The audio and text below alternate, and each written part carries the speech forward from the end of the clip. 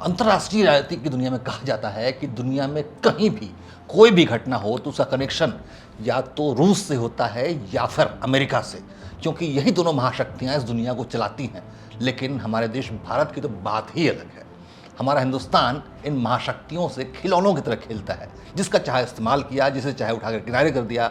और मज़ेदार बात जानते हैं क्या है?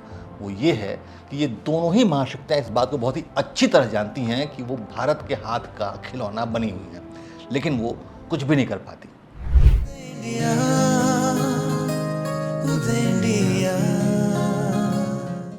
नमस्कार, उदय इंडिया डिजिटल में स्वागत है आपका। मैं हूं अंशुमान आनंद। भारत एक विशाल आबादी वाला बड़ा देश है जिसकी अर्थव्यवस्था तेजी से तरक्की कर रही है।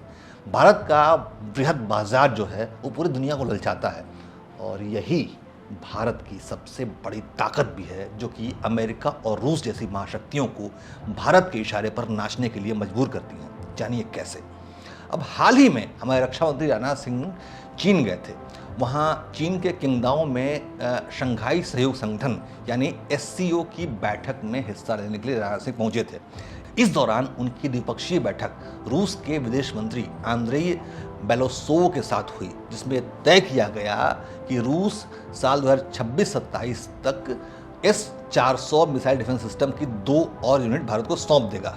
अब दर्शकों को यह तो याद ही होगा कि S-400 वही डिफेंस सिस्टम है जिसने ऑपरेशन सिंदूर और उसके बाद हुए भारत पाकिस्तान युद्ध के दौरान दुश्मन के किसी भी ड्रोन या मिसाइल या फाइटर जेट को हमारे देश की सीमा में घुसने नहीं दिया था।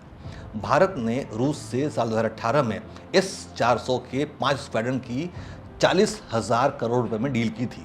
इसमें से भारत को 3 स्क्वाड्रन मिल गए हैं। हालांकि अमेरिका ने रूस पर तरह तरह के प्रतिबंध लगा रखे हैं, क्योंकि रूस ने यूक्रेन पर हमला किया था और इन प्रतिबंधों में हथियार और तकनीक बेचने की मनाही भी शामिल है।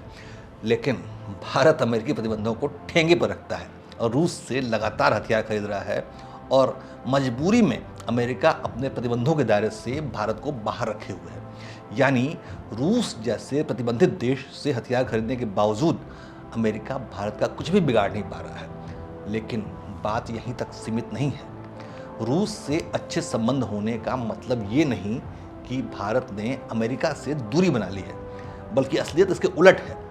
भारत ने अमेरिका से कच्चे तेल का आयात बढ़ा दिया है। साल 2025 के पहले 4 महीनों में भारत ने सालाना आधार पर अमेरिका से 270% ज़्यादा कच्चे तेल का आयात किया है। जनवरी से अप्रैल 2025 की अवधि में अमेरिका से 6.31 मिलियन टन भारत ने कच्चा तेल खरीदा, जबकि पिछले साल इसी अवधि में जो अमेरिका से भारत का जो कच्चे तेल का आयात था वो केवल 1.69 मिलियन टन था। इस उछाल के साथ ही भारत के कुल तेल आयात में अमेरिका की हिस्सेदारी 7% हो गई है। साल 2024 की समान अवधि में ये केवल 2% था। लेकिन बात सिर्फ तेल तक सीमित नहीं है, बल्कि अमेरिका से भारत के व्यापारिक रिश्ते, जो व्यापारिक संबंध हैं, बिजनेस रिलेशन हैं, वो लगातार गहरे होते जा रहे हैं। रूस से हथियार और दूसरी चीज़ें मंगाने का अमेरिका भारत संबंधों पर कोई भी असर दिखाई नहीं दे रहा है। सरकारी आंकड़ों के मुताबिक अप्रैल 2025 में भारत का जो कुल आयात था वो 19% बढ़ा, लेकिन अमेरिका से भारत के आयात में 63% का इजाफा हुआ है।